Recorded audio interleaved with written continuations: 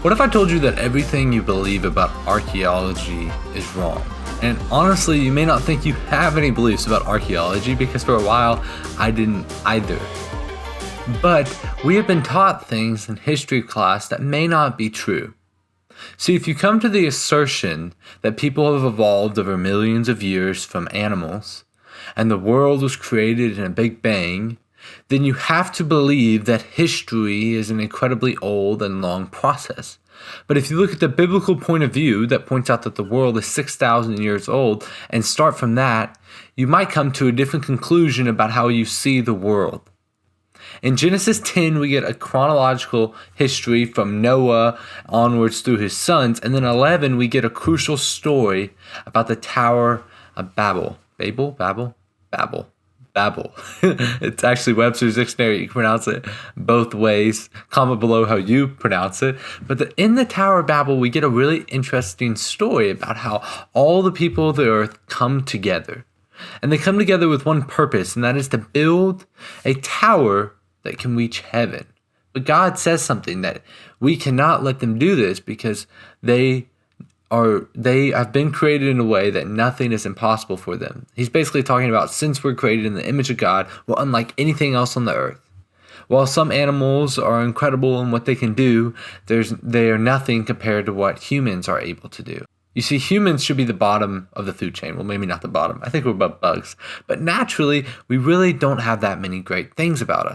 For example, a lion could tear us apart, an elephant might just walk over us, or a wolf, we don't even stand a chance. Yet some reason we are still the top of the food chain. And it is because we are created in the image of God. So all the people of the earth, they come together, and they come together with the purpose of building a tower. But God confuses them. Now, why does he do this? It's a form of judgment. God told a command to the people of the earth. He said, be fruitful and multiply, fill the earth. And instead, they came together. And this is actually a biblical theme that we see throughout the story of the Bible. For example, after Jesus leaves, he says, go make disciples of all nations. Yet what do the disciples do? They come together and stay in Jerusalem, and then persecution comes. The people of the earth came together in the story of Babel, and then judgment came. And this judgment is much lighter than the judgment of the flood, but it's still one that impacts our world today.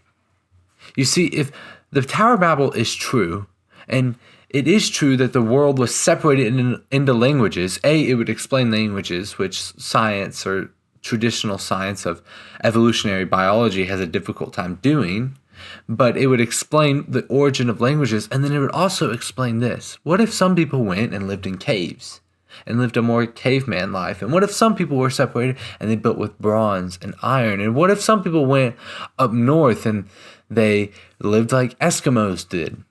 It would begin to explain so much about archaeology that seems to be a mystery in a short or a young earth viewpoint. The Tower of Babel is crucial in explaining the story of today because it tells the story of yesterday, and that's what the Bible is constantly doing. But don't take my word for it. I would encourage you to read Scripture. And if you want to read Scripture with me, that I'm reading through the Bible in an entire year, you can find the link to that in the description below this video. I hope to see you tomorrow where we continue our journey through Genesis.